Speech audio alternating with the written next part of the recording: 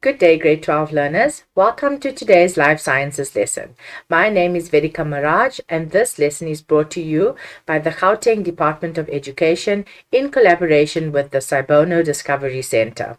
Today's topic is going to be revision. It's a part of the revision program, and we're going to be looking at paper 2.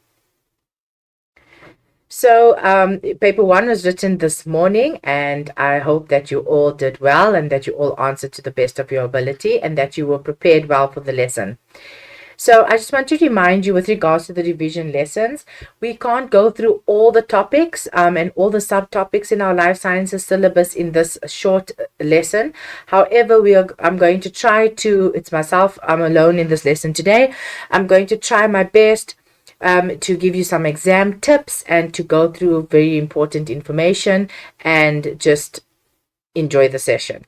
Right, so let's start with the topic and the content weightings. So as we mentioned yesterday, we have some topics that carry more marks than other topics. Okay, so in this instance, the one with the biggest marks, the big mark allocation is evolution at 54 marks.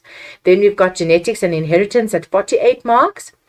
Then we've got DNA code of life at 27 marks, and we have lastly meiosis, which is 21 marks. Okay, so like we said yesterday as well, the evolution and the genetics make up a very large part of your paper, so you really should be trying to score most of your marks there.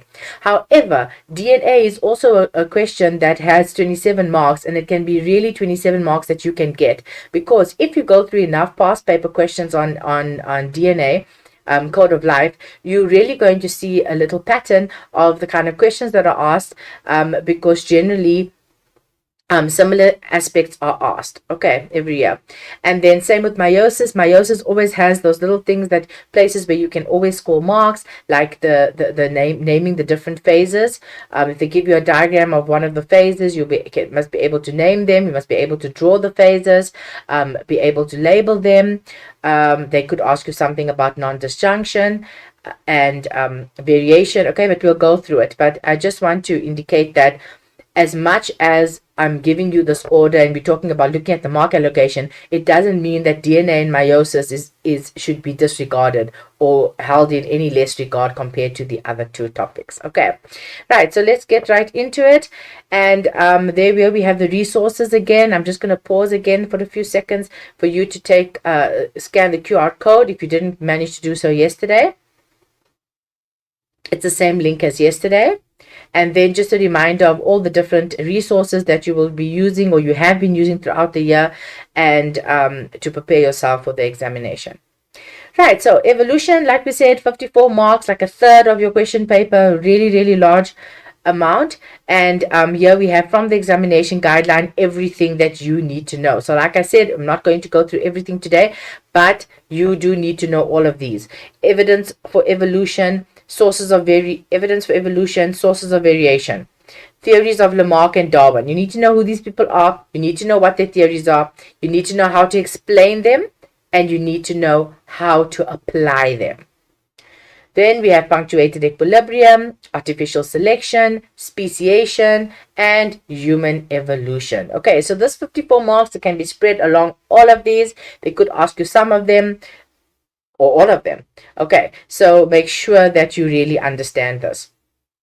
Firstly, the evidence of evolution, just to remind you, it's biogeography, genetics, the fossil record, and homologous structures. Please make sure you know them. You also need to be able to identify them. So say, for example, they're going to give you a picture of this fossil. Then you need to know that of a fossil. Then you need to know that we are looking at fossil evidence. If they could be talking to you about the genetic composition of organisms, maybe comparing the DNAs of different organisms, then we are looking at genetic evidence. They'll ask you what type of evidence is depicted here, and then you must be able to say it is genetic evidence. Okay, biogeography has got to do with the distribution of the species, and homologous structures has got to do with the limbs or the structures that species that have similar structures, but those structures are maybe, they could be having different functions, but the structure itself is are similar. Right, now we go on to the sources of variation. So there are 5 different sources of variation. Two of them occur during meiosis, the other two during reproduction, and then the last one is mutations. So first we have the ones for meiosis are crossing over and random arrangement. Crossing over takes place in prophase 1 of meiosis, and random arrangement of chromosomes takes place in metaphase 1 and metaphase 2. Okay, so both of these processes contribute to variation of an individual.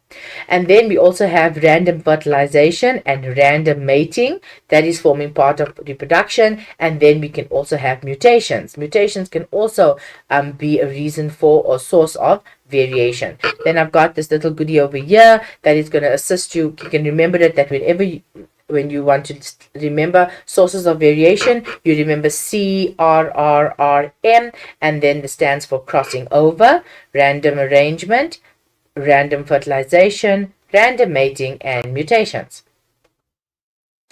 Right, we have two types of variation. We have continuous and discontinuous variation. They like this question, especially in the biological term in section A, but it can be asked anywhere in your question paper. So continuous variation, the characteristics where there is a range of intermediate phenotypes. Okay, for example, height, skin color, and hair color. So as you can see here in the first picture, we have a group of individuals with similar with different heights. Okay, but it's not distinct to say that you either get tall people or short people, or you either get people that are 1.5 or 1.6 meters. Okay, there's a range of heights. Same with skin color. It's not just dark and light. We have a range of different skin color. Same with hair color, right? So that means that it is continuous variation. It's an intermediate phenotype.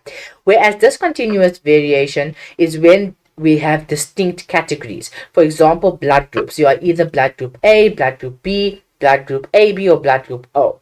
And like fingerprints, we all have a unique fingerprint. So that's discontinuous variation. So that is also just reminding you of something you need to know. Let's have a look at a question on variation. Two people each gave 4 descriptions about themselves. So we have person 1 and person 2. And P says, I can roll my tongue. I cannot roll my person 2. I cannot roll my tongue. Then Q, I'm 150 centimeters tall, and person 2, I'm 153 centimeters tall. R, I have unattached earlobes, or person 2, I have attached earlobes. Person 1 for S, my blood group is A, and then person 2, my blood group is AB. Which of the following combinations are examples of discontinuous variation? It's very important that when we are reading our examination questions that we underline keywords. It really helps us to remember or to try to think about what the question is asking us. So now you need to ask yourself, remind yourself again, what did I just say about discontinuous variation? I said that they have distinct categories. Okay, we have characteristics that are fitting into distinct categories. So which ones is this? I can roll my tongue, or I cannot roll my tongue. Okay, so I can do it or I can't do it. Those are distinct categories. So definitely P is there. I'm 150 centimeters tall, 153. As I told you, it is height. And it's not just you are either the one category or the other. So it cannot be that one. Okay, that is continuous variation. Then we have attached earlobe or unattached. Yes, so it's either attached or unattached. So it's either or, distinct categories. That would be discontinuous. My blood group is A or my blood group is AB. Once again, distinct categories. So that is discontinuous. So then our answer is P, R, and S, which is option B. Okay. Now we're moving right on into the theories of evolution. Okay, so you need to know about Lamarck, okay, Jean-Baptiste Lamarck, and you need to know that he had a theory. And he had a theory, he had 2 laws basically that made up his theory. You need to know what they are, okay, so it's the law of the one about inherited characteristics, and then the other one about the acquired characteristics, right? The law of use and disuse. And so you need to know the law of acquired characteristics and the law of use and disuse. Sorry about that. But this is explaining to you what is the difference between inherited and acquired characteristics. Okay, it's also important for you to understand that. So when you are explaining the laws or you're explaining things that Darwin is Darwin's theory or Lamarck's theory and you need to apply it, you need to know what the differences are. So an inherited characteristic is a characteristic that an offspring is born with. An acquired characteristic is one that an offspring is not born with, but they acquire it in that or develops or is acquired in the course of that lifetime. So basically what Lamarck was saying is that all the characteristics that are acquired or developed in this lifetime can be passed down to the offspring. Whereas Darwin is talking about inherited characteristics. He's talking about genetics. He's saying that we have factors that get passed on, that we can have in our genes. They are inherited. They are characteristics that we are born with, and then it can be inherited from our parents, and we get it from our parents and be passed down to our offspring, and they are controlled by a gene, whereas acquired are not controlled by a gene. Right, and then you also need to know that Lamarck's theories were rejected. And then these are the guiding questions to how to answer application questions on Lamarck. So in life sciences, like we mentioned yesterday as well, you're not necessarily going to be asked straightforward things when it comes to these theories. You might have to apply it. So they're going to give you a scenario about a giraffe or any animal, and they're going to tell you, they're going to ask you to apply Lamarck's theory, for example. So what are the guiding questions? Number one, you need to ask yourself, what was the original characteristic? Okay, because what did Lamarck say? There was one characteristic and then it developed in that lifetime into another characteristic. So you ask yourself, what is the original characteristic? Okay, and you write it down. Then you ask yourself, what was the challenge? So obviously something had to happen something had to happen to cause that characteristic to not be needed anymore. Okay, and then what did the organism do, or what was the characteristic that was acquired? Okay, so now what happened? Then what was the result of that? And lastly, what happened to this acquired characteristic? And then what was the result of this? Okay, so I'll give you a quick example. Number one, all giraffes have short necks. That was the original characteristic. What was the challenge? They could not reach the leaves on the tall trees. What did they acquire? They carried on stretching their necks, and their necks became longer. That is the result. Then what happened? They passed on that acquired characteristic to their offspring. What was the result of this? All the offspring had long necks. Okay, so that is what Lamarck said, and that's a simple, quick example of how you can apply it. Now, Darwin was different. Okay, he's had a theory of natural selection. Natural selection is different from what Lamarck said. Okay, and the first difference here is that with Darwin, we have variation amongst the offspring. Okay, so we had all the offspring were different. We had ones with long necks, we had ones with short necks. Okay, they were different. And what he speaks of here is that we have favorable characteristics and we have unfavorable characteristics. And then the favorable ones are suitable to the environment, and the ones that are unfavorable are not suited to the environment. Okay, so that's basically what his premise is. And then also what he is saying is that the ones with unfavorable conditions are going to die out. Okay, it's not like they're going to carry on using that characteristic and they're going to be developing something else. They are just going to die because they cannot cope with that situation. Whereas if they are have favorable characteristics, then those are going to survive because now they're going to reproduce, because they're not going to be reproducing with the ones that are dying, obviously. So they'll be reproducing with the others that have that characteristic. And that's how eventually the allele for that characteristic is going to be passed down to the offspring. Okay, so I'll basically just explain to you Darwin's theory of natural selection. But what I want you to know, grade 12s, is that this bullet form paragraph that I have here comes straight out of the examination guideline. Please make sure that you know it. Examiners can ask you this question in a number of ways. They can either ask you to describe natural selection, and in that instance you would have to give this whole paragraph as is, or they could ask you to apply it to a scenario. So they give you a little scenario about a lizard or a snake or any organism, and then you need to apply his theory. When the examiner is asking that of you, it means that you need to use this exact description, but you need to make it specific to the organism that they are talking about. Okay? So if they're talking about the jaw sizes of the lizards, or they're talking about the neck of the giraffe, whatever it is, you need to apply to this. So you have to mention what the favorable characteristic is, what the unfavorable characteristic is. Very, very important. Okay. So if you talk about, you don't just say there's variation in the offspring, you need to say there's variation in what way. Okay. What is which characteristic is showing variation? And then you need to say the favorable and unfavorable characteristics. Always be specific. Okay, then we have punctuated equilibrium. And oh yeah, the third way, sorry, that they can ask you is that they can give you like a question, and they're not necessarily going to ask you use natural selection to explain this. Okay, they could be giving you, they could ask it to you in a different way, but you just need to look for the telltale signs of why would it be, which theory would you need to apply. So here we have gradualism and punctuated equilibrium. Punctuated equilibrium is when we have periods of rapid change, and then we have periods of long periods of no change. Whereas gradualism is when we have small changes in a species occurring over time. Speciation. This is also another bullet form paragraph that I need you to know, and it's exactly from the exam guideline, but you could also take a photo of it. Even the previous one, we could have taken a photo of, so that you can easy access for when you're needing to study it. But this is about speciation using geographic isolation, and this is when we have a barrier. So we have a population of a single species that becomes separated by a geographical barrier. So what I need you to know, or what I need you to understand here, is that I need you to know the difference between a species and a population.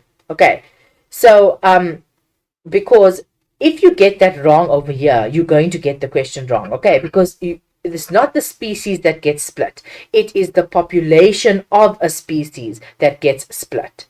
Okay, so it's a population, it's a group of organisms which are the same species, but that population of them gets split. Okay, not the species. So in the first sentence, you already have to get that correct, because this is another question where you need to be specific. They could be giving you a scenario and you need to be specific, and you need to apply whatever they've given to you to this description. Okay, or they could ask you to just describe speciation for about 7 marks or 8 marks, so then you should be very happy, because then you are just going to write down every single bullet point over here step by step. Mechanisms of reproductive isolation. Here we have breeding at different times of the year, species-specific courtship behavior, plant adaptation to different pollinators, infertile offspring, and prevention of fertilization. Grade 12, you don't just need to know these off by heart, you also need to know how to apply it. So if they're going to give you an extract question or a case study, and they're going to give you a lot of information about an organism that you've maybe never heard of before, but they're going to give you clues in there that's going to indicate to you which mechanism they are referring to. Okay, so please make sure that you go through this. Then we have evolution in present time. The main thing I want to tell you about this is that it's basically natural selection. Oh, one other thing I forgot to mention is that during speciation, natural selection, that process takes place during speciation. Okay, natural selection takes place in that. So we are still going to have the favorable and the unfavorable characteristics. A lot of learners don't realize that natural selection, yes, it's a process on its own, but it's also taking place during speciation.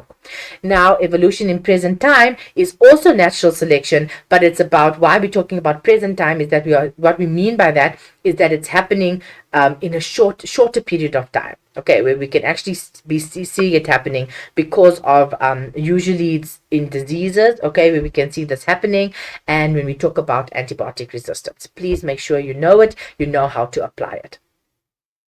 Now we're moving into human evolution. With human evolution, this is what you need to know. Please take a photo. You need to know how to interpret phylogenetic trees, the similarities between African apes and humans, the differences, the fossil, genetic, and cultural evidence, the fossils that were found in South Africa, and the out of Africa hypothesis. Okay, so we're going to go through all of them quickly. So when it comes to a phylogenetic tree, what you need to know is you need to know how to read a phylogenetic tree. Okay, it can be in this fashion. So it can be represented to you like this. It can be represented to you in different ways. Make sure you go through a number of past paper questions where you will find phylogenetic trees and practice them, because it's a skill on how to answer them. It's one of the questions where you really don't have to study to get the marks. Okay, it's a skill. And it's something that you need to practice, right? As it is, you have so many things that you need to practice, that you need to study in life sciences, and work that you need to learn off by heart. But this is something that you can just practice. You need to know, you need to be able to identify the common ancestor. You need to identify who is extinct. When did the species on the diagram originate? How long did they live for? And when did they become extinct? Okay, these are the things that you need to know on a phylogenetic tree. So here they're showing you, this is where the common ancestor is. Then we've got the descendants. When they became extinct, that is when this line is basically going to like stop dead here in the middle of the your graph. Okay, and if it carries on to the end, that means that it's still now here in the present day, because on a phylogenetic tree, when we look at the timeline, 0 is the present day, and then going this way we have the past.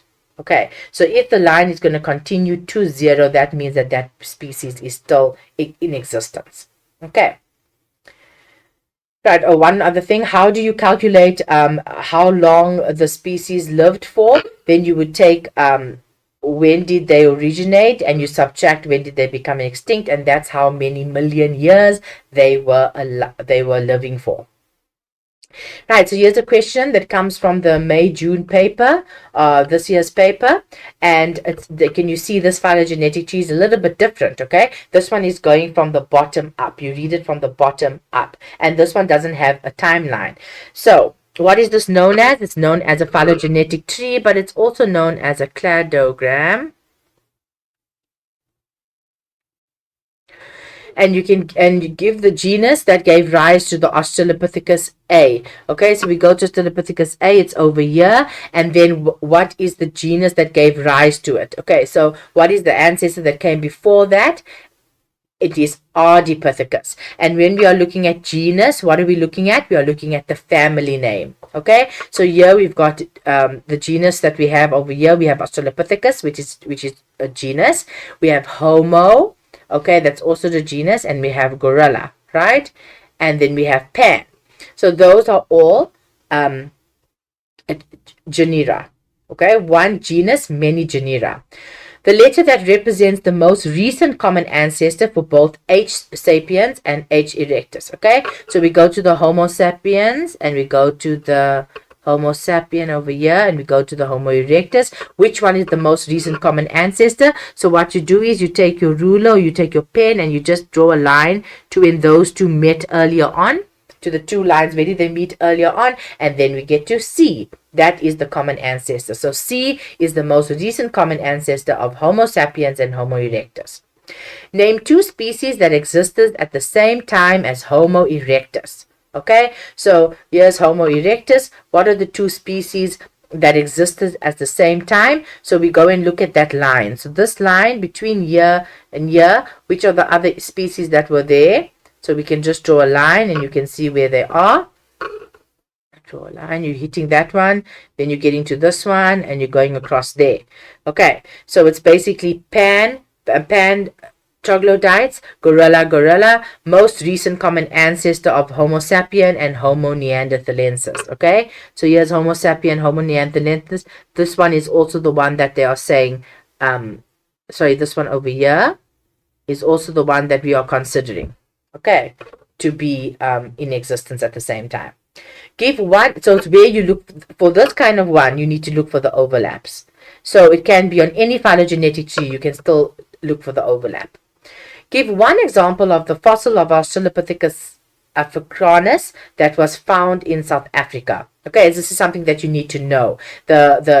All the fossils of Australopithecus africanus that were found in South Africa. Okay, so you should know them. Mrs. Pless, Tahung Child, and Littlefoot. Yes, those are the ones that you should know. Then we go on to the similarities between the Homo sapiens and the primates. Okay.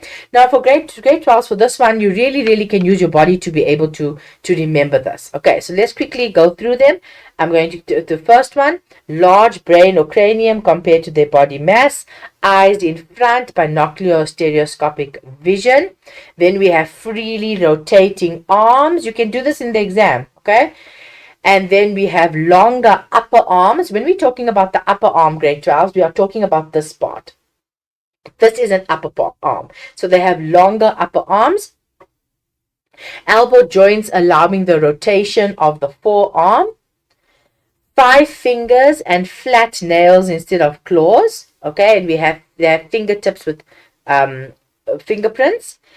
Opposable thumbs that work in opposite direction to their fingers. Okay, the thumb is working in opposite direction to the finger. And then we have upright posture, 2 mammary glands, and we have eyes with cones or color vision. Okay, and we also have sexual dimorphism. So this is the similarities between the Homo sapiens and the primates. You need to know them. They like to ask this. They can ask it to you a 5-mark question, a 4-mark question, and make sure you know it. Then you also need to know the differences between the humans and the African apes. Okay, also very important. Differences between the humans and African apes, and you need to know them under with regards to bipedalism and quadrupedalism, right? So, and in this instance, when we are talking about these, they like to ask this question as well. So you need to know that it's the foramen magnum that is in a forward position, the S-shaped spine, and the shorter and wider pelvic girdle. Those are the 3 structures that are going to be contributing to bipedalism. Foramen magnum in a forward position, S-shaped spine, shorter and wider pelvic girdle. Whereas in quadrupedalism, we have foramen magnum towards the back of the skull, a C-shaped spine, and a longer and narrow pelvic girdle. The cranium size with humans is larger and it's smaller in African apes. Then we talk about the palate shape. In humans, we say that it's a semicircular jaw, and in African apes, we call it a rectangular jaw. With the dentition in humans, we say that we have smaller canines, but African apes have larger canines. We also do not have gaps between our teeth, but African apes do, and we call that the diastema. And then we also have in humans, we have a non-prognathous face, so we don't have this protruding jaw, whereas in African apes, we have prognathism. In bipedalism, we have a flat face, whereas quadrupedalism, they've got a sloping face. And we do not have a cranial ridge, and our cranial ridge we do not have, and our brow ridges are not well developed. Whereas in African apes, they've got a cranial ridge and they have their brow ridges that are very pronounced and developed. Okay, make sure you know this. They like to ask it in a tabulation question, but besides that, they also like to ask you to apply it, and you apply it, and they're going to give you diagrams. So make sure you know the diagrams of the skull and the pelvic girdles. Okay, because they're going to ask you to compare them, and that brings us into our question that is on that, where we are looking at they give you 3 different skulls of different hominids, and we need to list the similarities in relation to the vision that are shared by these organisms. There's 3 similarities in relation to vision. Okay, so what are the similarities? Now remember, I told you that they can give you comparisons, but here they want to know the similarities. So what did we just say? We spoke about eyes being in front, we spoke about binocular vision, stereoscopic vision, and color vision. Yes, because of the presence of cones. Those are similarities. Name 1 species in the diagram that was most prognathous. So we look at this diagram. When they ask you in the diagram, or they ask you for visible reasons, right? They want you to look at the pictures that they've given you, not on the work that you have studied. So this one, the most prognathous, you have to look at the one with the most protruding jaw, and it is gorilla. Describe 2 structures that cause the species named in question 2 to be most prognathous. Okay, so what are the structures that cause it to be prognathous? This would be the large canines. Okay, they've got these large canines you can see over here, and also a large jaw. This large jaw plus the large canine causes that prognathism. Now we have Homo naledi. Okay, Homo naledi was bipedal for most of its adult life. Explain how the structure of Homo naledi's skull would have assisted in bipedalism. So remember I told you they want to know, explain question. They want you to talk about how Homo naledi's skull, and they want to talk about the skull in bipedalism. And what did I tell you about the skull? We spoke about the foramen magnum being in a forward position. Yes, that is how we say it, grade 12. We don't say it's in the middle. We don't say it's beneath. We don't say it's in the center. We say it's in a more forward position. Okay, and when we have explained question, we need to answer it in a cause and effect manner. Okay, so we need to say what is the cause and what is the effect of that. So it's in a more forward position, right, of the foramen, the more forward position of the foramen magnum. Okay, so that is a cause. And what is the effect of that? It's allowing the spine to enter vertically. Yes, and how is that contributing to bipedalism? And that is to support the skull. Okay, so we or you can say to support the upright walking. So when you're answering the question, you need to say, okay, what is the cause? What is causing this to happen? And then what is the effect that is now contributing or assisting with bipedalism? Describe the difference between Homo sapiens and gorilla in relation to the shape of the spine. So now we need to compare the shapes of the spine. Now you first need to ask yourself, Homo sapien is the human, okay? So you should know that they have an S-shaped spine. But now the gorilla, now you're asking yourself, okay, what is this one? This one is an African ape. And African apes have what spine? A C-shaped spine. Yes, so now you need to answer. Homo sapiens has an S-shaped spine. Gorilla has a C-shaped spine. Easy. What did we know about the pelvis? What do we know about the pelvis? We know that Homo sapiens have a short and wide pelvis, whereas gorilla have long and narrow pelvis. Okay, so in this question, everything that you would have really needed to know is being asked you right over here. Straightforward. Explain why the gorilla species has a cranial ridge. Right, so here's the cranial ridge. They're showing you the cranial ridge, and as you can see, it's absent in Homo naledi and it's absent in Homo sapiens. Okay, why would they need this cranial ridge? The main reason is because of the diet that they eat. Okay, it's for the attachment of strong muscle. The muscles are attached to that cranial ridge. So it's supposed to have, so that it has stronger muscles to assist with eating tough, hard food. So it's about the diet, their diet. What do gorillas eat? Okay, they eat tough food or hard food, and that's why they need strong muscles. Right, and then you need to know, I spoke about the fossil evidence, genetic evidence, and cultural evidence. So fossil evidence, okay, it's your fossils. Genetic evidence, DNA, and genetics, and your cultural evidence is, for example, speech, tool making, okay, how they bury their paintings on the wall, how they bury deceased individuals. All of that has got to do with cultural evidence. So they could even ask you that. They could say there's a painting, what type of evidence would this be? And then you would need to say that it's cultural evidence or the tools that they used. Right, so quickly, these are the fossil evidence. These are the fossils that have been found, okay? You need to know, like I told you, you need to know the fossil sites. You need to know who discovered them, okay? But mainly the ones in South Africa. But these are all of them that are over here. But like I said, please make sure you know the ones that are in South Africa. Australopithecus africanus, which ones are they and who found them? Okay, Australopithecus sediba, Karabo, same thing, also in South Africa, who found. Then we have some more over here. You also need to know them. Please make sure you know them. And then, yes, okay, that one. Now we move on to the out of Africa hypothesis. This is straight from the examination guidelines. What you need to understand for the out of Africa hypothesis is that Ardipithecus is one of the primitive ones, right? That was one of the first ones.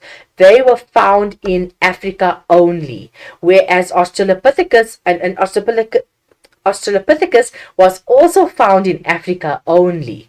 Okay, and then we look at Homo habilis, was found in Africa only, and the oldest fossils of Homo erectus were found in Africa as well. But the younger fossils of Homo erectus were found in other parts of the world. And remember that after Homo erectus, we had Homo, developed further into Homo sapiens. So that is the evidence, the fossil evidence, to say that all that Homo sapiens, our ancestors originated in Africa. And then our genetic evidence is the mitochondrial DNA. Just reminding you about that.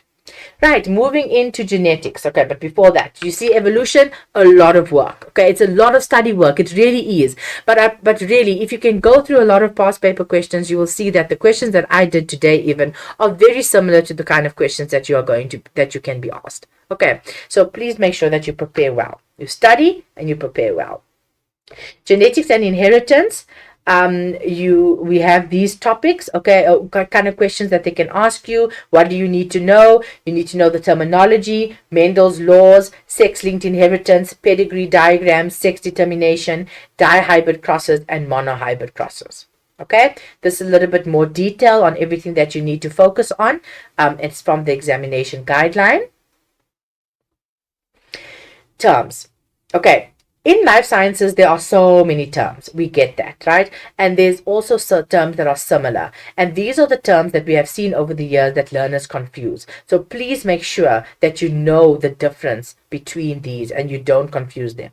Chromatin and chromosomes, gene and allele, dominant allele, recessive allele, genotype and phenotype, homozygous, heterozygous, monohybrid, and dihybrid. Okay, we don't have time to go through all of them and talk about the differences. Please look it up. Make sure you know them. Even if they don't ask you these terms in the biological terms, or they don't ask you to define them, but you literally need to know every single one of these to answer any question in genetics. So, Mendel's law, there is Mendel's law of dominance. It's in the examination guideline on page 11. Mendel's principle of segregation is in the exam guideline on page 12. And Mendel's law of the principle of independent assortment, this is exam guideline page 12. Make sure you know them off by heart, but you also need to understand them because they could ask you to explain them in your own words or to apply them to a situation. Or they can give you a scenario and then they could ask you which law is this one, or which principle are they talking about here. Right, the monohybrid crosses, okay, the format of a monohybrid cross. Genetic crosses. Right, so when we're doing a monohybrid cross, we are looking at one characteristic, okay, so we're looking at one characteristic in two individuals and how that characteristic is passed down to the offspring. Okay, so everything is controlled by genes and alleles. Okay, so every gene that we have, for every characteristic or trait, is controlled by a gene. Every characteristic or trait is controlled by a gene. And every gene has two alleles. Okay, that's what I need us to understand first. Okay, that is like the crux of this. So when you have this layout, please also always remember the recipe. Okay, so what is the recipe? We have P1 and F1. Okay, so P1 are the parents, F1 is the offspring. You need to put them in this order: P1 phenotype, then the genotype, then meiosis. Then we have gametes, fertilization, F1 genotype, F1 phenotype. So just for putting in this order, you can already get 2 marks. If you write down the recipe plus the phenotype, you will get 2 marks. And where do you get the phenotype from? The question. You'll get the phenotype in the question. It will be given to you. Okay, so the phenotype is the physical characteristics of an individual. Then the genotype are the alleles that are going to be representing that gene. Okay, those are that's the genotype. So you're going to use 2 letters. Okay, because for every gene, as I told you in the diploid organism, for every gene there are 2 alleles. Okay, and then we're going to have meiosis. So what happens during meiosis? Those are going to be separated. Okay, we're going to have gametes, because remember, in meiosis we are going to be halving the number of chromosomes. So now we have gametes. Okay, so what are the gametes going to be? And then we have fertilization, because gametes we have a sperm cell and we have an ovum that's going to fertilize. You know this from reproduction. So we have fertilization, and then we've got the offspring where we get the genotype here, and then we've got the phenotype. So how do you get the phenotype over here in this step? You're going to get it from the genotype. Okay, and then as mentioned over here, I didn't mention this part. During fertilization, the individual gets one allele from each parent. Okay, very important that during fertilization, that individual is going to get one allele from each parent. So each gamete is going to have one allele. Okay. Then for another way is that if you don't do fertilization in that way with the cross, you can do it like this, okay, with a Punnett square. So please remember that you can also do it in a Punnett square. Both ways are acceptable, whichever one's easier for you. Then you need to know the three complete dominance, incomplete dominance, and co-dominance. Okay, so basically what I need you to know for this, make sure that you know them. But in complete dominance, we have one allele which is completely dominant and the other one is recessive. So that means the dominant allele is going to mask the recessive allele. So for that characteristic, if we have a dominant allele plus a recessive allele, then in the phenotype, it will be the dominant allele that's going to be expressed. Okay, so and in incomplete dominance, it's when neither of the two alleles are dominant, so therefore we get an intermediate phenotype, which is usually, if we're looking at colors, it will be a blended color of the mother's phenotype and the father's phenotype. Okay, so the phenotype of the offspring will be an intermediate color. Whereas co-dominance, we have two alleles which are equally dominant. They are both equally dominant. So they are equally expressed in the offspring.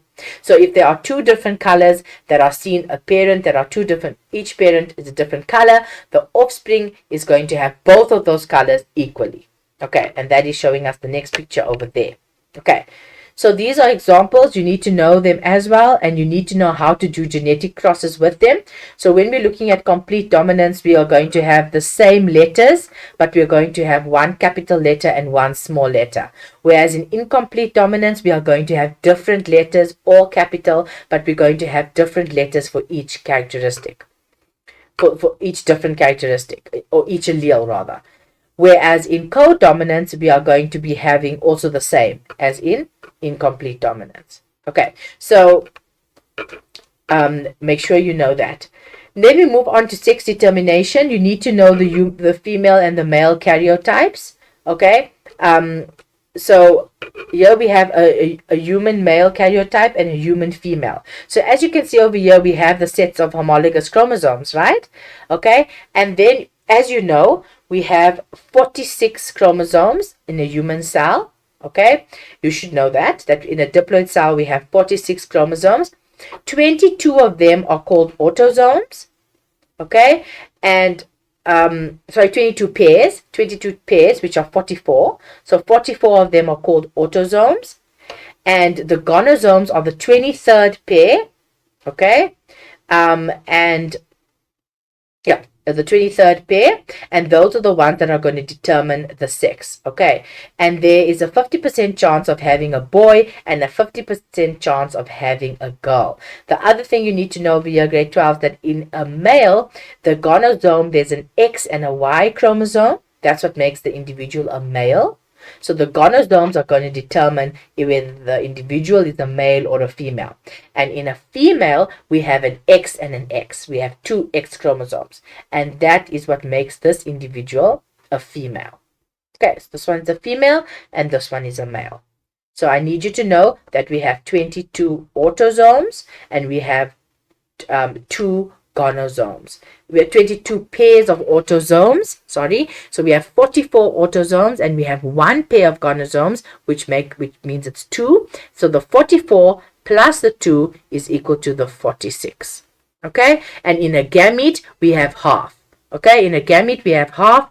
We have 23 chromosomes, we have 22 autosomes, and we have 1 gonosome. Okay, we have 23 chromosomes, 22 autosomes, and 1 gonosome, and that is in a gamete. Right, sex-linked disorders. So these are disorders that are located on the X chromosome. Okay, they are located on the X chromosome. And what I need you to understand about this is that fathers can pass the X-linked alleles to their daughters. Okay, because the father has an X and a Y. So he can pass that X to the daughter, but he cannot pass that X to their son. Why? Because what makes a son a boy, what makes a boy a boy, or male a male, is that it has an X and a Y. So that X cannot come from the father. The Y comes from the father. The X has to come from the mother. So the mother can pass on that X chromosome to the son or the daughter. So that means if the mother has an X chromosome with a sex-linked allele, right? If it has that sex-linked allele, then they can pass on that with that allele. They can pass on that disease, if it's a disease, to the daughter and to the son. So most of the traits are X-linked. The Y chromosome is so tiny and does not have genes on it. Okay, so we are focusing on X-linked, and the symbol for an allele attached to an X chromosome is example like this. You need to be able to know that. But not all the monohybrid crosses that you are going to get are going to be sex-linked. Okay, so normally, remember, like I told you, you're going to be using these letters.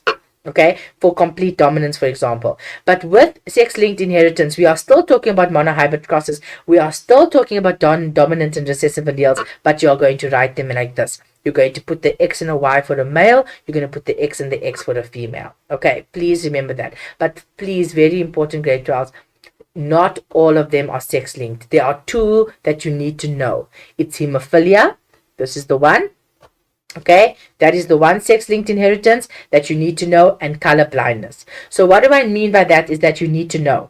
What I mean is that they can give you a question and you need to know that it's sex-linked. They don't have to tell you. Most of the time they do though. But you need to know that the color blindness and hemophilia are sex-linked, is sex-linked inheritance. Okay, and in this instance, you need to know that the father can only pass the affected allele to his daughters, okay, because it's carried on the X chromosome. So if the father has that affected allele, he can pass it on to the daughter because he cannot give an X to the son. But the mother can pass on that affected allele to both the sons and the daughters. And what is hemophilia? Hemophilia is when we have our blood vessels are unable to clot, and then we have excessive bleeding. Okay. Color blindness, we have different types of color blindness, but all you need to know is that there's color blind. Oh yes, and the other main thing that I want you to know about here, when it comes to both of them, is that like look at this example. The father is not colorblind. Okay, so the father doesn't have it. It doesn't show us the notations here. I'm just using it to explain to you something else. The father is not colorblind. Okay, so in other words, he doesn't have the gene, doesn't have that allele. The mother is colorblind, mother colorblind gene carrier. Okay, so let's say, for example, let's just make example that now this is the female, okay, and it's a carrier. Sorry, it's a carrier. It's a colorblind gene carrier. So in other words, this individual does not have color blindness, okay, and so it's going to be capital B, small letter b. So what they're saying over here is that this gene can now be passed on. This one that is having the problem can be passed on to the sons and to the daughters. Okay, so this son has a 50% chance of the son being colorblind because this affected allele can be given to the son. And if that affected allele is given to the son, then the son is going to be colorblind. But the mother also has another allele that is unaffected and can give that to the other son, and then that son will not be colorblind. Okay, you understand? Now in the same instance, remember the father is not colorblind. So for a female to be a female must have two X. One X from the mother, one X from the father. So this one X, the normal X, can be given to the one daughter, and you can get a normal X from the mother, and then that individual, that female, will not be colorblind. And then we have a daughter over here. Over here can also get the affected one. They can get the affected one, and they can get an unaffected one from the father, and then they would also be a carrier. Okay, so also you have a 50% chance of daughters being colorblind gene carriers. Okay, so that is the kind of understanding that you also need to know to be able to answer application questions. With regards to blood groups, I need you to know these notations that are used over here. Okay, so for blood type A, the genotypes can either be A or A. Okay, please write it like this. Your grade 1 capital I, that is how you write the allele. And then the blood group is the phenotype. So if you are blood type A, that is your phenotype. Okay, and then the alleles and the genotype, right, for that is going to be written like this. So for blood type B, it looks like this. For blood type AB, like this. And blood type O is 2 recessive alleles. So what you need to know is that A and B are equally dominant, right? A and B are equally dominant, and I is recessive. So what we mean by that is that it's like if we're looking at blood type A, we are using complete dominance here because you're going to have one allele for A and you're going to have one recessive allele, right? The small I. So that is complete dominance. The one allele is completely dominant over the other one. Same with blood type B. The blood type B, B allele is dominant over the recessive allele. But in this instance, we have co-dominance. Why do we have co-dominance here? Because A and B are equally dominant. And that's why in the phenotype of that individual will be blood type AB. Okay? Then, what learners forget about this is that it is controlled by, there are multiple alleles. Okay, but what they get confused about is this. So we try to put a rule of blood, the 1, 2, 3, 4 rule of blood. So what you need to know is that an individual has one blood group. For example, blood group A. The individual has 2 alleles for that blood group. There are 3 different alleles controlling blood groups, and there are 4 blood groups. Okay, so let's have a look at it again. Every individual has one blood group. For example, blood group A. The individual has 2 alleles for that blood group. So if I have blood group A, I have 2 alleles for that. Okay, so if I have blood group A, and my 2 alleles are either going to be like this, right, or it's going to be like this. But there are 3 different alleles controlling blood groups in general. Yes, why are they? Because remember, we have A, we have B, and we have I. So we have 3 different alleles controlling blood groups. That's why we say it's multiple alleles. And there are in total 4 blood groups because there's blood group A, blood group AB, and blood group O. Okay, so I hope that clarifies a little bit more. And once again, we are still looking at a monohybrid cross. Everything that we've done so far, we have only spoken about monohybrid crosses. We are looking at one characteristic, but now we're moving into dihybrid crosses. Okay, don't have time to go through it in detail, but I want you to understand a few points or give you a few tips on how to answer questions like this. Okay, firstly, when we're looking at dihybrid crosses, we are looking at 2 characteristics. For example, we are looking at a seed. Okay, say we're looking at a seed. We are looking at 2 characteristics about that seed. We are looking at seed shape and we are looking at seed color. Those are 2 different characteristics, but it's one seed. We are looking at 2 different characteristics of a seed. Okay, so you either get, for shape, you either get round or wrinkled, or for seed color, you get yellow or you get green. Okay, so the first thing you need to do is identify your characteristics. Identify the genes. Okay, the traits, identify the alleles. Okay, and then you can, and that's going to help you a lot, identify the phenotypes as well. Okay, so once you get that, and when you're answering questions on this, don't always look at the mark allocation to be able to indicate to you how many you should say. So say for example, they ask you, what are all the possible genotypes? And they tell you 3 marks. Okay, don't use that as an indication that there are only 3 possible. Okay, you need to be able to answer the question. Just answer the question.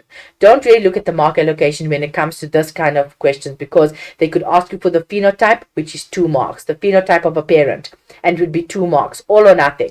Just answer the question. What is the phenotype of the parent? The phenotype, for example, is that they have round seed shape with a yellow seed color.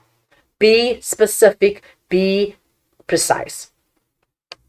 Okay, and here we are also using, please remember about Mendel's law of independent assortment, where we have alleles of a gene or for one characteristic that segregate independently of the alleles of a gene of another characteristic. Okay. Oh yes, and then this point is also very important. The genes are on different chromosomes. Yes, sometimes the genes are on different chromosomes. Okay, so we need to understand that.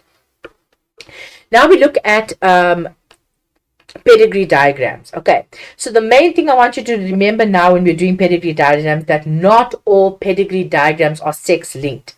Well, yes, what they're showing us here is they're showing us a genetic lineage traces the inheritance of characteristics over many generations. So they're showing us parents, they're showing us the offspring, and they're showing us how the characteristics are inherited over many generations. But it doesn't mean that they're always sex linked. The question will tell you if it is sex linked. They'll tell you that the allele is on the X chromosome. Then you would know that it is sex linked. Okay, so this is the pedigree diagram. You need to look at the key, pay close attention to the key. But if they don't give you a key, then you need to know that the circles are females, the squares are males, the shaded means that they're affected with the trait.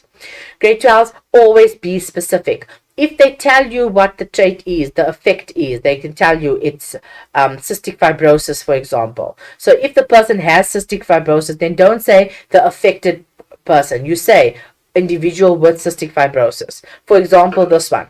Don't say the affected female and the unaffected female. You say hemophiliac female, non-hemophiliac female, female with hemophilia, male with hemophilia. Whatever the question gives you, the question will indicate it to you. Okay, don't make up your own things. The question will tell you which words you need to use, and then you use those words. Okay, then we have a marriage line, which is between two individuals. We have a line of descent, and then we've got a sibling line. How do we count the generations? We look at every row like this. That is counting the generations. Right, here we have some steps. You can quickly take a photo of the steps on how to solve a pedigree diagram.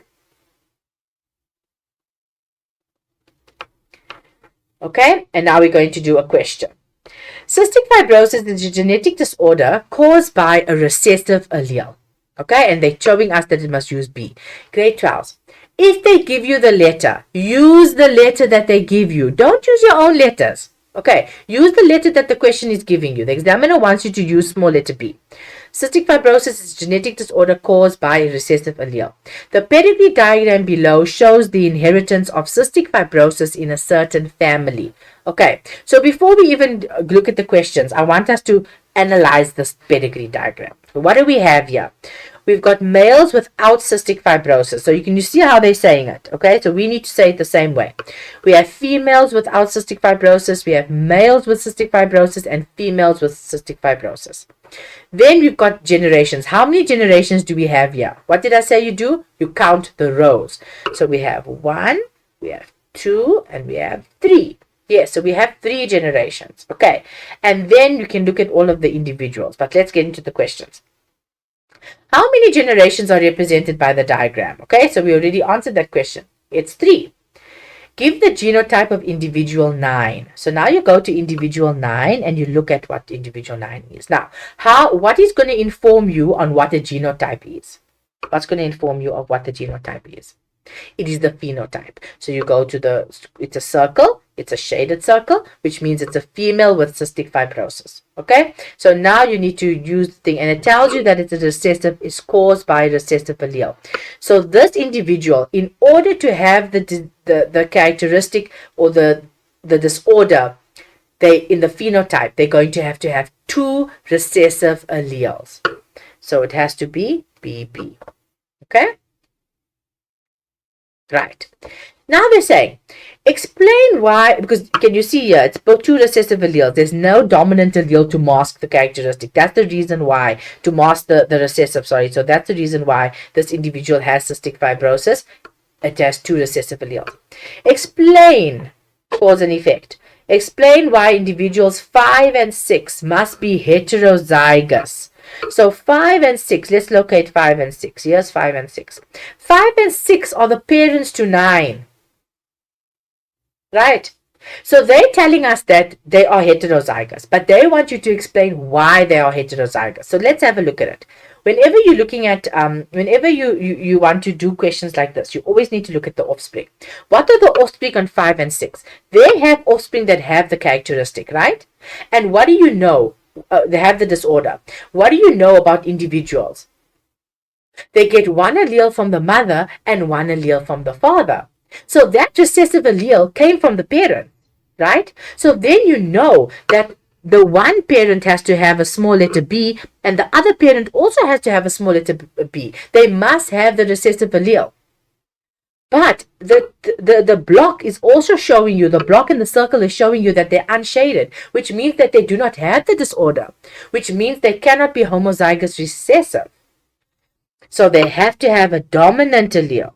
That is where the other one comes in. They have to have a dominant allele that is going to be masking the recessive allele, and that's the reason why they do not have the disorder, but they have children that have a disorder. Okay, so that's the understanding behind it. But now how do we put it in words so that the markers will mark us, right? So you look at the parents, okay? Both parents have a dominant and a recessive allele. They're telling us that. Okay, they're telling us both parents have a dominant and recessive allele. Since they do not have cystic fibrosis, okay, we spoke about that in the key.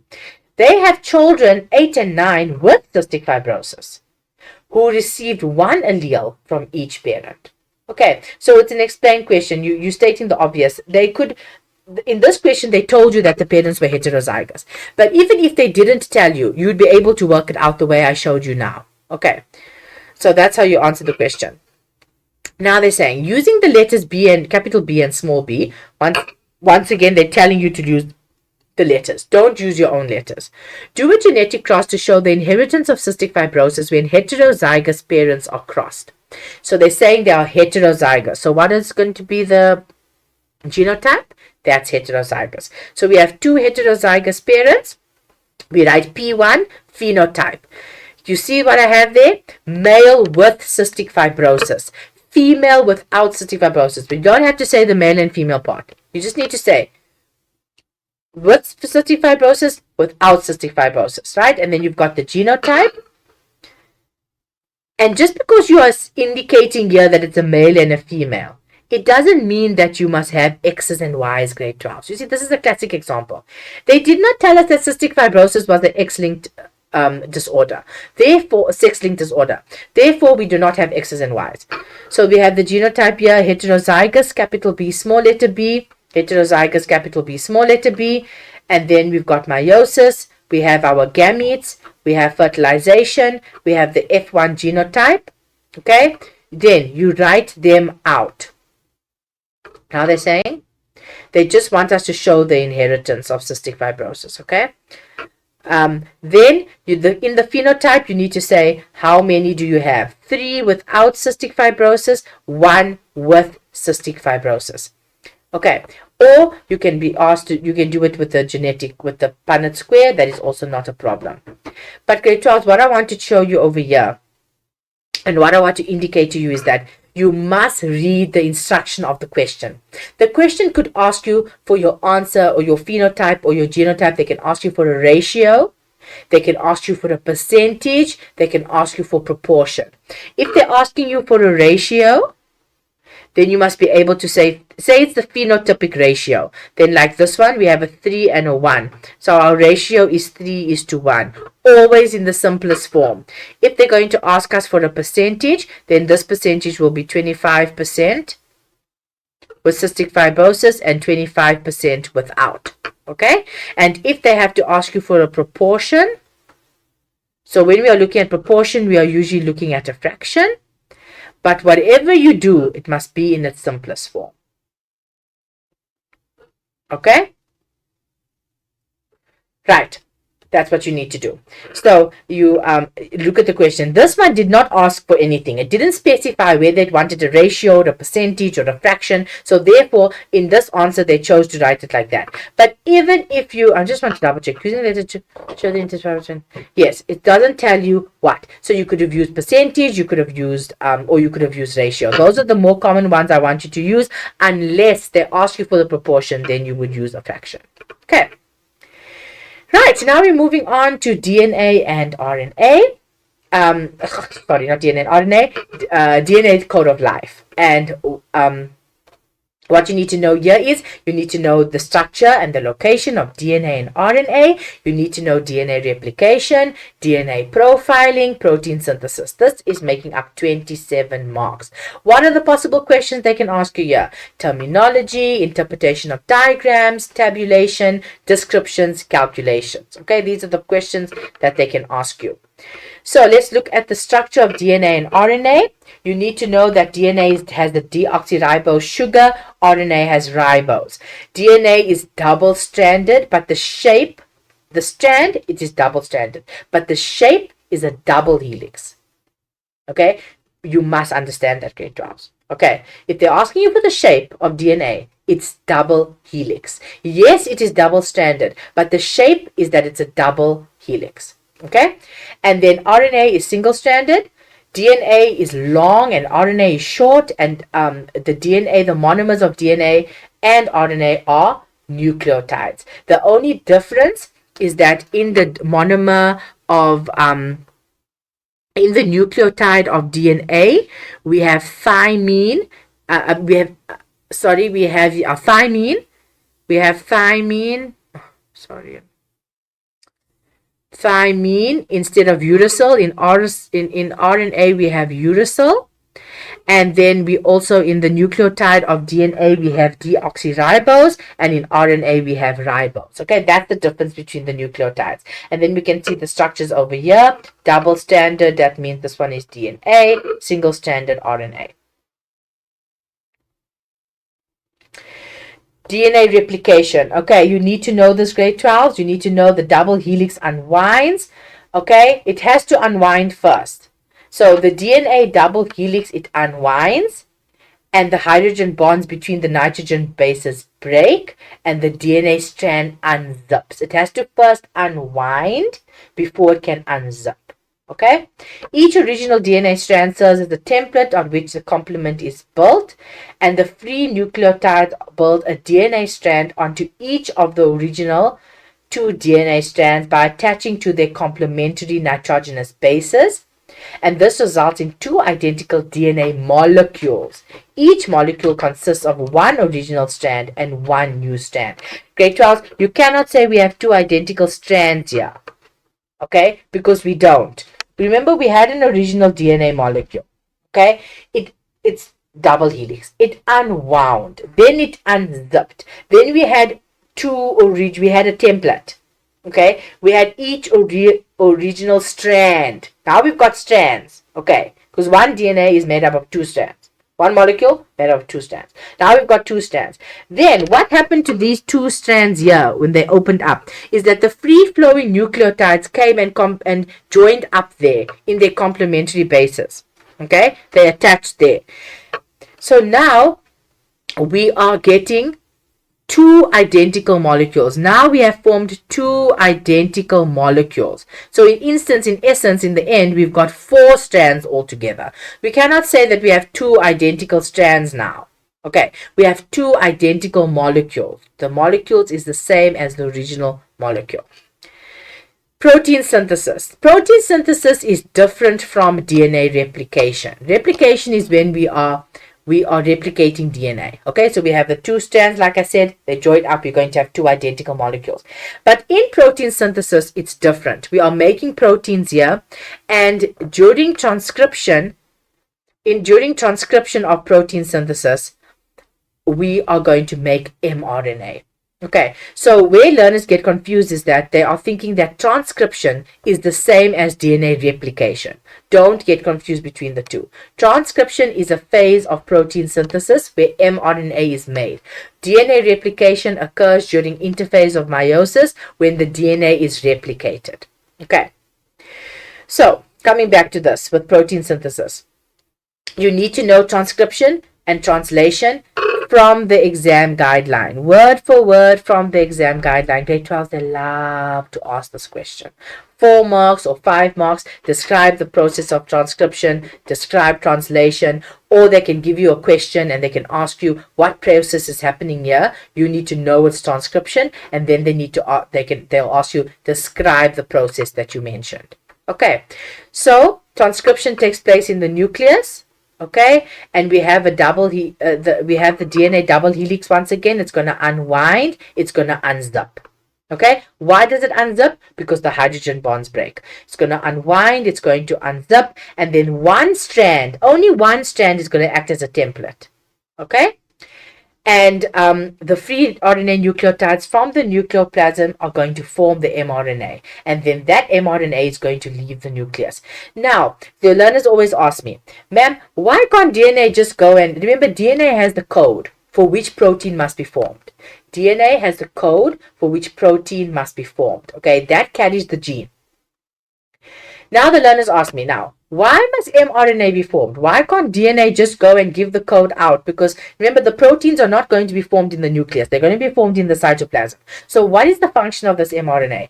And the reason why is because DNA is too large to leave the nucleus. It cannot leave the nucleus. So therefore, it is going to give its code. It's going to give the information to mRNA. mRNA is going to transcribe. That's a transcription, the writing of the code, you could say. And it's going to take that mRNA is going to take that code out of the nucleus, and it's going to go to the cytoplasm and attach to the ribosome, where translation is going to take place. So this is where translation takes place, and the code is being translated. And how it does this is that the tRNA is going to pick up amino acids which are going to complement the mRNA in the ribosome. And the amino acids are going to bond by peptide bonds to form a protein. Okay, so you need to know this process, grade 12. You need to understand it. You need to know, if you get a diagram, how are you going to answer questions. Right, so this is a question on the differences between replication and transcription, and it was actually a question that was asked before, where they asked you to tabulate the differences between DNA replication and transcription. So like I told you, they are very similar. Learners confuse them, but what are the differences? Okay, I mentioned all of them. Both strands act as a template in DNA replication, whereas in transcription, we only have one strand acting as a template. In DNA replication, we have free DNA nucleotides which from the nucleoplasm, which attach to each strand, and in transcription, we have free RNA nucleotides. In DNA replication, we have the base complementary base pairing is A and T and G and Z. It's adenine and thymine and guanine and cytosine, whereas in a transcription, we have adenine and uracil and guanine and cytosine. In DNA replication, we have two identical DNA molecules formed, and in in transcription, we have an mRNA molecule which is formed. Remember, if they ask you to tabulate, you draw the table. This is the table. It's got rows, it's got a line in the middle, it's got 2 columns, and then you've got headings. If you've got the 2 headings, plus you draw a full table, you get a mark for the table. Okay, even if you don't write anything here, you'll get a mark for the table. Right, so here's a question. Let's do this question quickly. The diagram below represents a stage during the synthesis of a certain protein. Okay, so here we have a diagram. It's showing us translation. Okay, how do I know translation? There's a ribosome, there's mRNA, and we've got the structures that look like tRNA. Okay, so now we need to identify organelle 3, and then yes, it is the ribosome. Describe the role of molecule 1 during the stage of protein synthesis. So we identify molecule 1, that's TNA. What is its role during this stage? So like I told you, it was translation. What does it do? It brings the specific amino acid according to the mRNA or to the codon to the ribosome. So it's going to bring the specific one. So if we're looking at the codon here, mRNA codon, which is CCC, what is the complementing it? It is GGG. So the GGG tRNA, it can only pick up alanine. So it's going to bring alanine to the ribosome. Give the sequence of the nitrogenous bases at 2. So now let's look at 2. Where is 2? Here it is. Okay, give the sequence it is going to be CCU, yes, because mRNA is GGA. So 2, that's looking at the tRNA, it will be the complement, which is CCU. Give the sequence of nitrogenous bases on the DNA molecule that coded for histidine. Now, DNA molecule that coded for histidine. So we go to histidine, that is this one over here. So what is the tRNA? The tRNA is GUA. So the mRNA has to be CAU, right? Which means the DNA is going to be GTA. Right. Why am I saying that? How did I get that? What you need to understand here is that we have tRNA, the anticodon, which complements the codon, which is the mRNA, which complements the DNA. So you need to work it back. They told us the histidine. You look at the histidine. You look at what the tRNA, the anticodon is giving us. The mRNA codon, how do you code that? And then you go to the last one. Okay, which is and then it comes to GTA. Now, next question is saying, during the synthesis of the same protein, there was a change in amino acid sequence because alanine was replaced by tryptophan. Explain the possible reason for this. Right. So now, this is the mutation, but asked in a different way. They're telling us now that you must tell us that a mutation occurred. Okay? Because they're telling you explain the possible reason. So what happened is that a mutation occurred. Okay? How did it occur? It changed the sequence of the nitrogenous bases of DNA from GGG to GAA. So how do we know this? So what they're telling us is that alanine was replaced by tryptophan. So here's alanine. Alanine, you know here from the picture that it codes GGG. Okay? The tRNA for it is GGG. And then we go to the tryptophan. The tryptophan is GAA. Okay, so it was supposed to be GGG, but it was replaced by the tryptophan. So what could have happened? So what we're saying is that the DNA, the problem was in the DNA. The DNA could have been GGG, but then it changed to GAA. So the mRNA codon changed from CCC to CUU, okay, causing the tRNA to bring a different amino acid. Okay, so that's how you explain it. When it comes to this grade 12, my advice for you is to be very specific. Don't just say the nitrogenous base changed to GAA. Say that it changed from this one to that one. Just be over specific in everything that you say so that you can be guaranteed to get your marks. DNA profiling, you must be able to answer these questions. Okay, it's a pattern of black bars that represent the DNA fragments of a person. DNA profile can be used for the following: paternity testing, tracing missing persons, identifying genetic disorders, identifying criminals in a forensic investigation, to establish family relations, and to match tissues for organ transplants. Okay. You need to know the sources of them, the uses, sorry. You also need to know that how to work out if they give you the DNA profile. Okay, how are you going to work out if they have to ask you, they want to know your, let's look at this example. For example, there's a mother, there's a child, we have the DNA profile of a mother and a child, and we have 2 possible fathers. Okay, they want to try to figure out who is the father. So what do you know about DNA? Is that we get 1 allele from the mother and 1 allele from the father, right?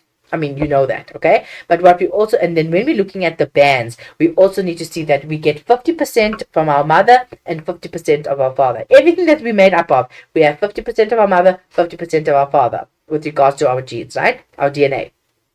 So when we are looking at this, we're going to look at the bars. So you use a ruler and you put a ruler across and then you count the different bars. Okay, so you first check to yourself which bars are matching with that mother, because you know that this mother is the mother of the child. So then you're going to check from the mother and the child which bands are matching. You're going to eliminate those bands. Then the bands of the child that are remaining, those are the bands that must match with the male 1 or male 2. Okay, that's how you work it out.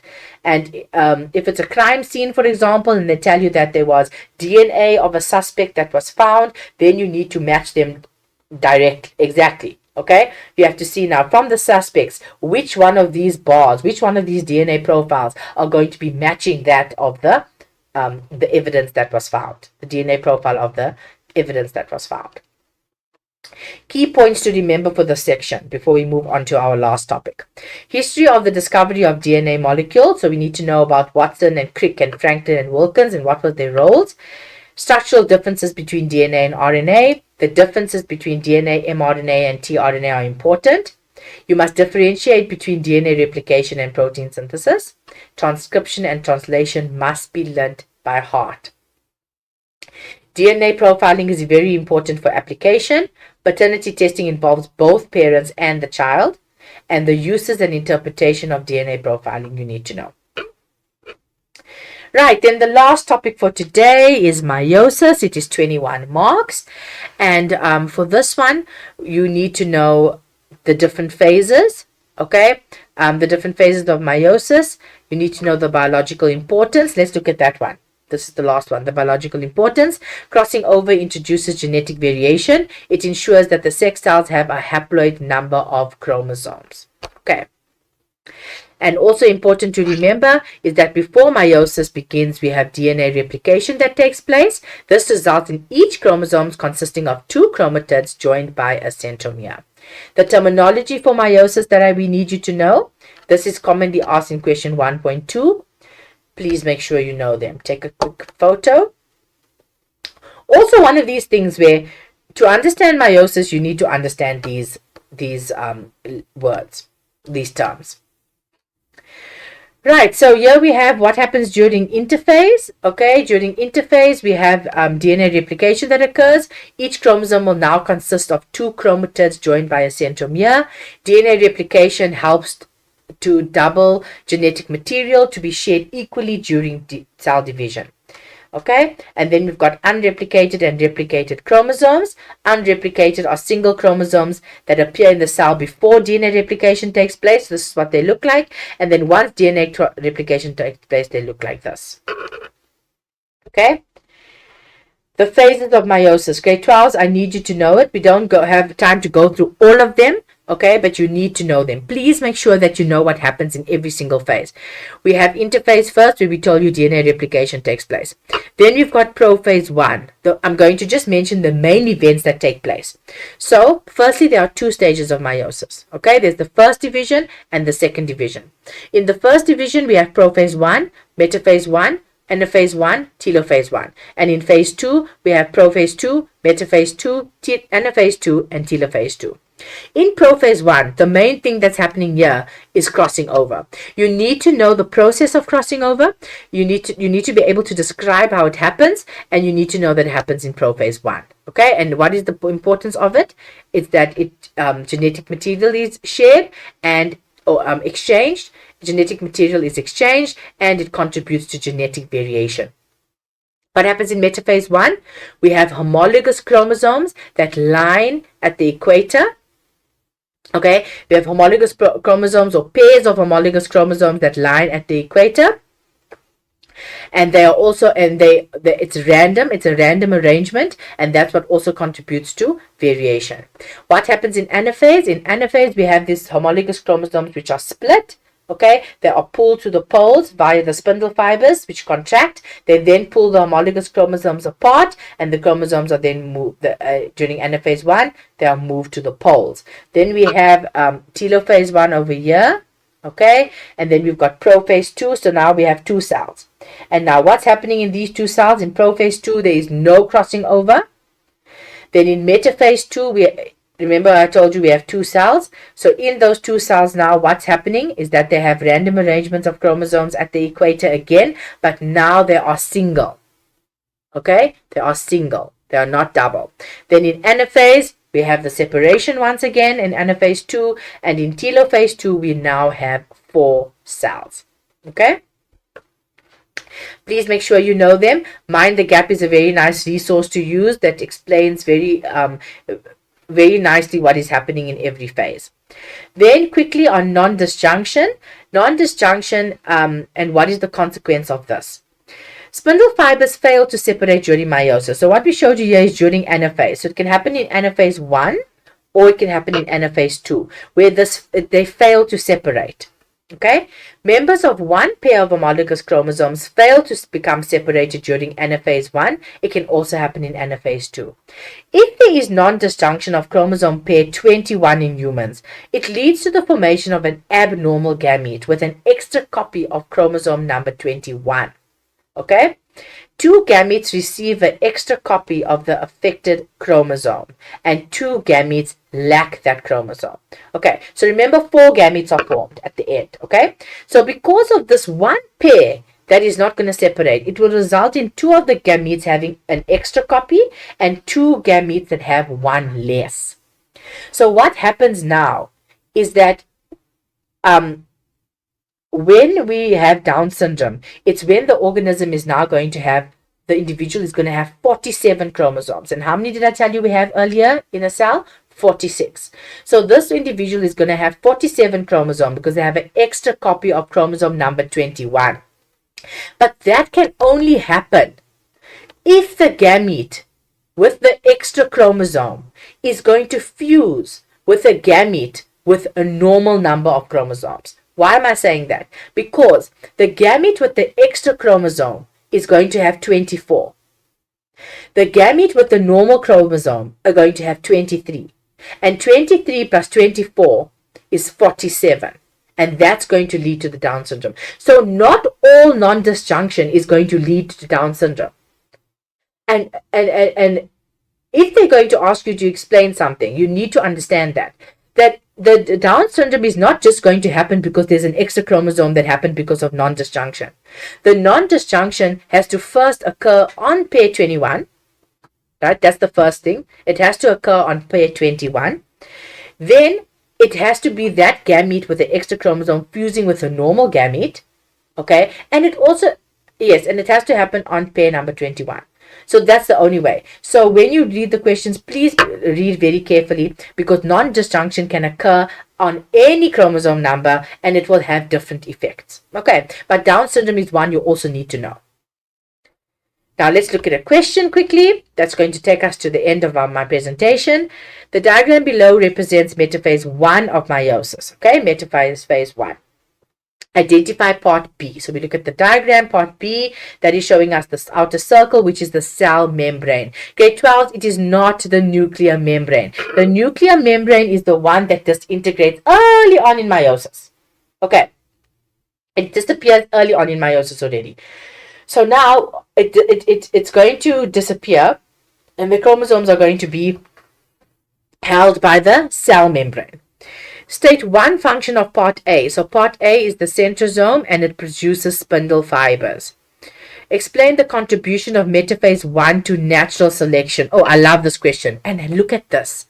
They are bringing my evolution into meiosis. This is something I forgot to mention, which is very important. In life sciences, you could use, even saw it in paper 1. They can link many topics. So in this one, they are linking metaphase to, meiosis to natural selection, okay? Or natural selection to metaphase. So what they're saying is to explain the contribution of metaphase 1 to natural selection. So firstly, you need to ask yourself, what is important about metaphase 1? What did I tell you is important? Random arrangement of chromosomes at the equator. Yes, so that is the first thing you need to say. Random arrangement of chromosomes. It results in the formation of genetically different gametes. So remember, it's contributing to variation. Okay? So when we're talking about variation, who are we talking about? Variation should think about Darwin. Okay? And Darwin you should think about natural selection. Yes. So if they are making genetically different gametes, that means that it's going to lead to a population having genetic variation. Right?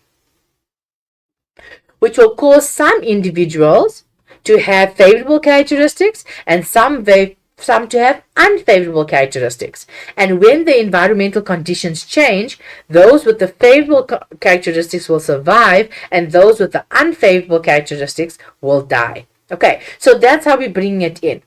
So grade 12, when you get a question like this, I know that the answer is yes, so now it seems like it's very easy. Okay, but what your thinking process should be is that you need to ask yourself, what is happening in metaphase 1? And you write it down. Because you're going to get marks for it, even if you don't know how the natural selection is going to come in. Write down, what do you know about metaphase 1? Okay, so you know about its random arrangement. You know that it contributes, it's a source of variation. Okay, that's how you get to that they are genetically get different gametes. Okay, and then you're going to say increase to genetic, that's going to increase the genetic variation of a population. And then you're going to talk about natural selection. Now you ask yourself, okay, how is natural selection involved here? Because we have a population that has genetic variation. Okay, and then what do you know about that? Then you write everything you know about natural selection.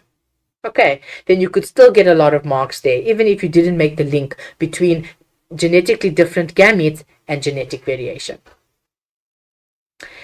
Right, things to bring to the exam.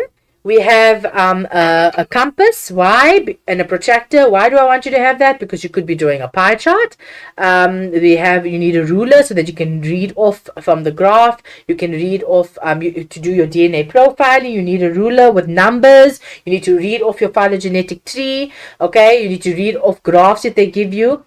And I didn't do a scientific investigation here, but please, please, please, please, grade 12s, you know you're going to get a scientific investigation.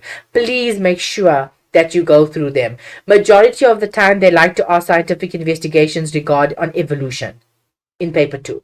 Okay, most of the time it's on evolution. It's not always, okay, but most of the time it's on evolution. But they're going to ask you the same questions, identifying your variables, so make sure you know how to do it. Identify your aim, your variables, reliability, validity. Okay, conclusions.